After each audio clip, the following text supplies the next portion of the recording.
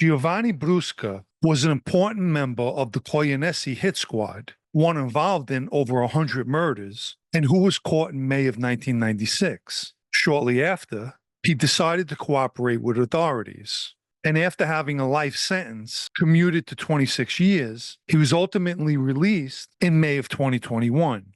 The following are some interesting things that he had to say. Since I was a child, I have lived with the police forces because of the frequent searches they came to do at home. It was inevitable to get a terrible idea of them. My parents, in fact, made me see them as annoying and bad, as if all my father's legal troubles were their fault. If I had an attentive school, if the people from the municipality had come looking for me when my father withdrew me from school in the 5th grade to send me after the sheep, perhaps my life would have not gone the way it did, and perhaps I would not have thought that was the way to live.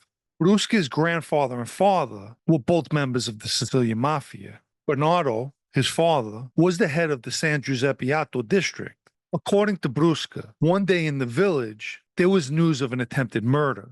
He only heard about the shooting, but when members of Cosa Nostra began talking about it in front of him, he knew they were embracing him.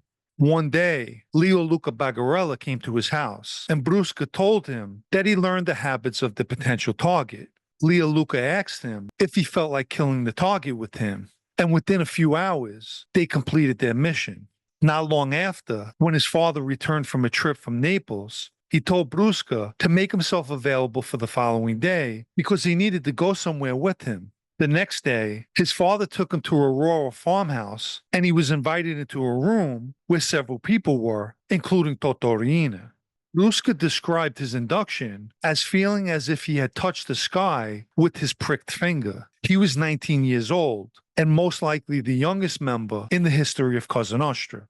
When speaking about the murder of Giuseppe Di Matteo, he stated, "They often accuse me of not showing my repentance outwardly. But I know for a murder like this, there is no forgiveness. That's why I ask myself, in similar cases, what does it mean to ask for forgiveness? I know that it's important to do so, but I also know it doesn't help go back and bring that poor boy back to life. In fact, I often think it can be seen as yet another insult, a mockery, and then I tell myself that the only way to respect the pain I have created is to remain silent, but this too is condemned." It struck me when leaving the police station to be taken to prison. I found normal people outside the door, honest people who applauded the policeman, shouted and shouted unspeakable things at me, monster, beast, and other similar things. There, for the first time, I saw firsthand what people really thought of me. When I finally became aware of the evil I have done, then for me, it was like entering an endless nightmare.